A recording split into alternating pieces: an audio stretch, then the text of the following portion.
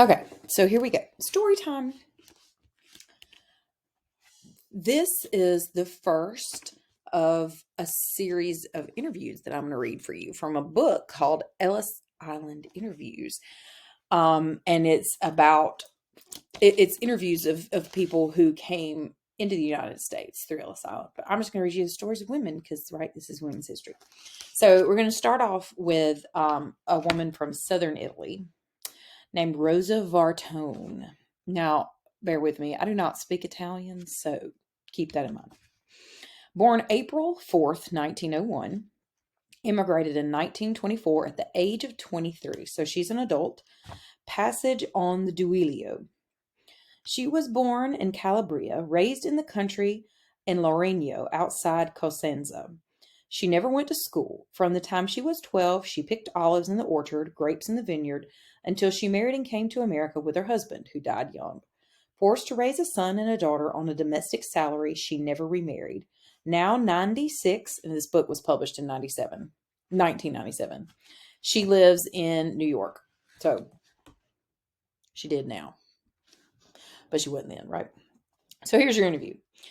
It was my mother, my father, my grandmother, my two brothers, and me. My dad's name was Carmino.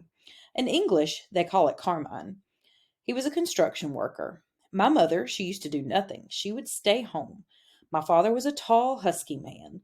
He was a good man, a good father, but he was strict with me, especially with me, because I was oldest and I was pretty.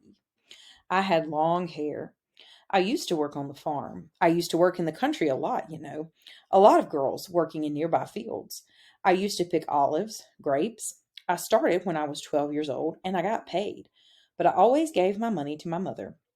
And he was afraid, my father. Maybe I fall in love with somebody, and he would go punish me. He didn't want me to go to church on Sunday morning, the big church in Cosenza. That's where all my friends used to go, all the younger people. My father, he didn't want me to go. He insisted I go to the church in the village, in Lorignano, where all the old ladies go. Even there, I had to go with my mother. He was very strict with me. To this day, I don't know how to write and read. I know just a little bit because my father, he don't want me to go to school. There was the teacher in the town, but my father, he don't want me to go to school. He said because I was a woman, I don't need to be writing and reading. The boys, yeah, he used to push the boys to go to school, but not me. I feel bad. I feel bad. Then, when I started to get big, I told my mother that I like to know how to read and write. She says, but Papa don't want you to go to school. So, what I used to do when I go to work, I used to take a book with me in my pocket. And then I asked my friend, do you know how to read? And I used to say, how do you say this? How do you say that? I could read more than write. This was accepted in this town. A lot of the girls weren't educated. I remember when I used to sleep with my grandmother, I take a prayer book in my pocket. She know how to write and read, and she used to teach me a little bit. She says, I'll learn you, I'll teach you. That's how I know how to read. I read my prayer in the morning and at night. My father never find out. He want me behind lock and key. Sometimes they used to get together someplace, a young boy, a young girl, and I wanted to go too. What are you going to do over there? Papa says. Well, we'll all be together, I says. No, no, no, he says. He don't let me go. Then my grandmother one time she says, I got to say something. She said to Papa, she's good enough to work in the fields. How come she's no good to enjoy herself a little while? He say, you mind your business. She's my daughter. It's amazing I met my husband. His name was Michael. He was here in America for 7 years, and then he came back when he was 19. He was born in Italy. I know Michael as a child. We almost grew up together. He know my mother, my father, everybody. One day Michael went shopping with his mother, and they stopped at my house. We talked. They left. He went to the town to play boccia. Boca? I don't know. He used to go in the saloon and drink and meet his friends. My father was there. My father liked nobody, but he liked Michael. I see your daughter, Michael says. Yeah, she get big. I thought she was married. No, my father says. See, back then the parents marry off their children. So Michael says to a friend who knew my father, you better tell Carmino I'm going for his daughter. I like her. She's very nice. So my father, he asked me if I was interested in marrying Michael. I says, nope. So he says, no, why? I don't know, I say. He no come over here to marry me. He come over here to marry somebody else, which was true. He was interested in another girl named Rosario. I knew this. If you don't marry him, my father says, forget about it. Make believe there's no man for you, all right? I was crying. I feel bad. So then my grandmother, she says, no, Rosa, say yes. He's a nice man. We know how he is. We know his family and all. So again, I said, I don't know. Then every day Michael keep coming to my house to visit, and one day I confront him. I said, but you come to marry Rosario. No, he says, I'm here for you. I marry who I want to marry. Will you marry me? I said, yes. We were married within 2 months. This was 1924. I remember my wedding.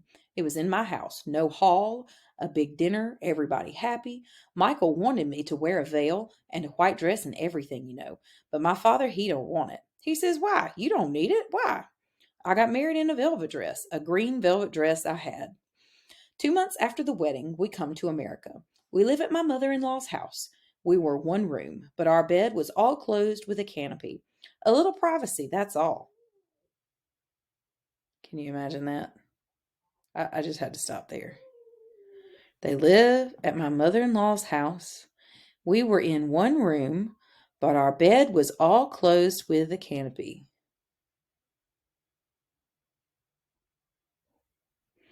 I liked being married at the beginning, but then everybody was disappointed when Michael said he would take me to this country. I feel a little bad for my mother and my grandmother and my father and my brother. I'm going to leave everybody, and I don't got nobody in America. My husband used to say, but you got me. All people talked was America, America, America. My father, he said, you want to go with Mike to America? I says, well, he's my husband. I got to go with him. I can't stay here by myself. So he says, you're going to feel sorry if you go over there. Why? Because you're used to being outside in the field. Over there, you got to stay in the house all day. You never see the sun. You're not going to like it. And to tell you the truth, in the beginning, when I came over here, I didn't like it. I felt like I was in jail. I miss everybody. I was crying every day, and then I get used to it. We took a trunk, some clothes of mine and Michael's, and we take a suitcase. That's all. We took the train from Cosenza to Naples. I never was in Naples. I never was any place.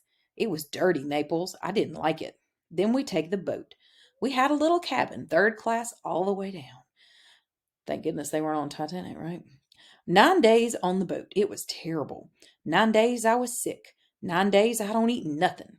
I was sick every single day. The weather was bad. The boat was swaying left and right and left. A lot of people were sick. They used to come with the milk. They used to come with big containers of milk in a little cup. Anybody want some milk? As soon as I take it, I throw it right away. The ship doctor gave me an injection. He give me some pills, but they no help me. Every morning they used to come and say, come on, go outside, get fresh air. Otherwise, the people sat down there, they sat on the floor. It was bad. When we reach over here, everybody shout, Statua Liberta, Statua Liberta. But because the boat stopped, I felt better. That's the only thing I knew. Then we got off. I told my husband I was hungry. He said, well, it's about time you told me you're hungry. They made us open the suitcase, the trunk, to see what's what. Then we stand in line, everybody. There was a woman I never forget. She gave me a towel and says in Italian, take off your clothes. Take everything off. Socks, everything. You got to take a shower. I go take a shower. They fumigated the clothes. I feel ashamed. I feel bad. But we was all women. My husband was with the men. It was crowded. Michael was a citizen, so they say he could go, but I had to stay overnight. They couldn't find my name on the list. I don't know why. Michael says, I'm not going to leave her. I stay here. We leave together tomorrow morning. I slept on a cot in a room. It was all women. Everybody was speaking Italian. Nobody speak English. The next morning in New York, we take a cab to some cousin's house on the Lower East Side, First Avenue, Michael's cousin, where he lived for 7 years when he was here. We stayed for 3 or 4 months. Then we found an apartment. Michael worked for a shoemaker. He was shining shoes, then later fixing shoes. I used to work in a factory that made men's pants, so we made a living. I used to go shopping on First Avenue. All the push carts, all the Italian people. But I was afraid at the beginning. I wanted to go back to the apartment. But then I get used to it, and I thought, so this is New York. Oh my God. We had a son and a daughter. During World War II, Michael went into the service, the American Legion. He come out and he gets sick. He had a stroke. He was a veteran, so he was in a government hospital for 2 years. He was 44 when he died. I was 38. I had to raise and support my children by myself. Thank God I had the relief, government checks, because Michael was a vet. And then I used to do a little work here and there, housework and all, a domestic. They don't give you much, but I get along. I get along still today. After 33 years, I went back to Italy. I wanted to take my mother over here, but she didn't want to come. She don't want to come, and I didn't want to stay. I don't like it. Everything looked different to me because I get used to over here. I don't like it no more. My father was dead. My mother was still alive. Mama says, "Come back over here." I says, "No, Mama." Then I got to go to work in the field again, Mama. I says, "I can't do it no more, you know?"